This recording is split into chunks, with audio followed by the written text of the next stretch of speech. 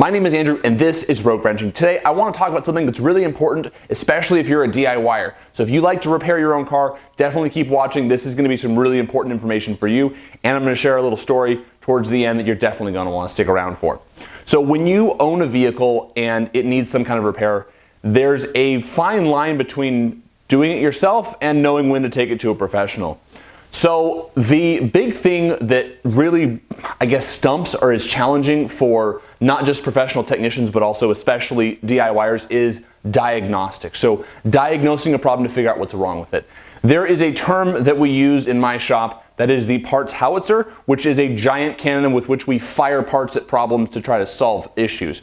Now that sometimes works, sometimes it doesn't. It's a very expensive method in terms of trying to figure out what's wrong with your car.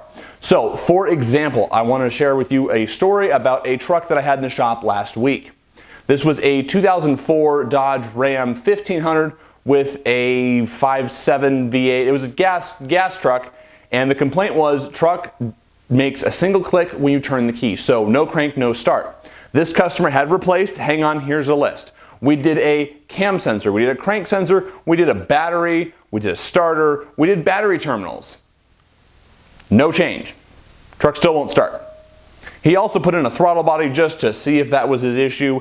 He ended up taking that back off before it came to us. So what he discovered was that if you jump start the truck, it'll start. Cranks up just fine, starts up, no issues. He brings it to us for a diag. I opened the hood and it took me, I kid you not, less than 10 seconds to find his problem. What you're looking at right here is the positive battery cable. So yes, he replaced the terminal, that's this red part here, but what he did not do is clean the wiring, and all of this kind of bluish fuzz you see here, that prevents electricity from flowing.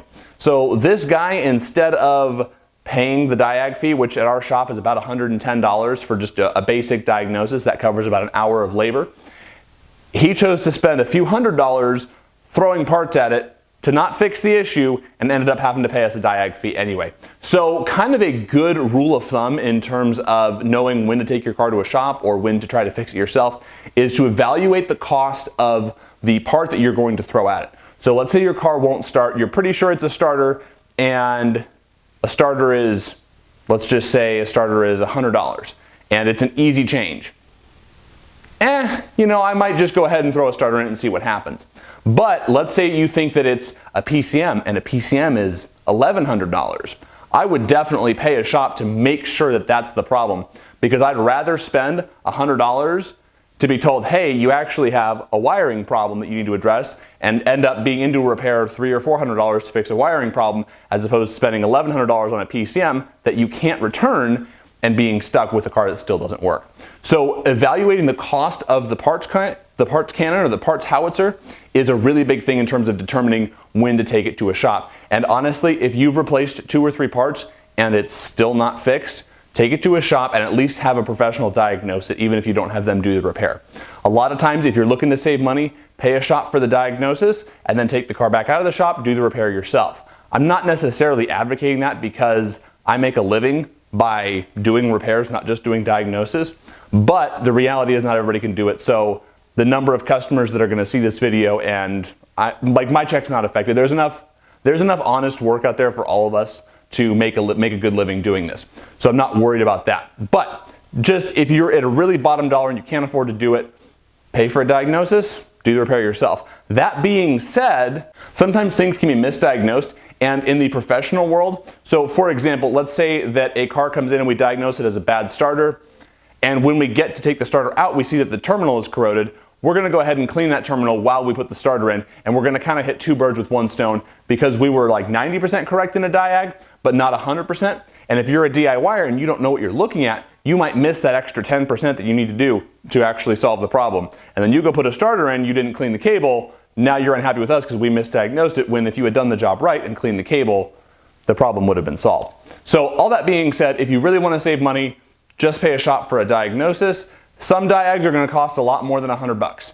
So be prepared for that. Complex electrical issues, generally speaking, take more than an hour to figure out. If you really want to save money with an electrical problem, or really just any kind of problem that you can't figure out, pay a shop to diagnose it and then perform the repair yourself. Now, that doesn't always work out, but you can often save a lot of money there, and you will have saved money by paying a shop for the Diag instead of you buying a bunch of parts, because the problem is you can't return parts once they've been installed on your vehicle.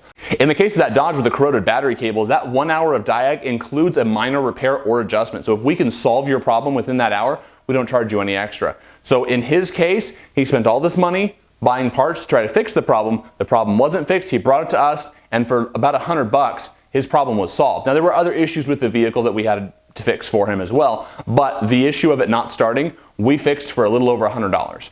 I guess that's kind of what I wanted to talk to you guys about today, was just don't get lost spending so much time just because you have to figure it out yourself, because the reality of modern cars is they are ridiculously complex, and there are so many different things that can cause whatever issue you're having. If you got a check engine light, there could be a million different things. So don't get so tied up in your own ego that you can't admit when you need help in terms of getting your car fixed. So that's kind of the bottom line, is if you're struggling with something, take it to a professional and do us all a favor and take it to us before you start taking stuff apart.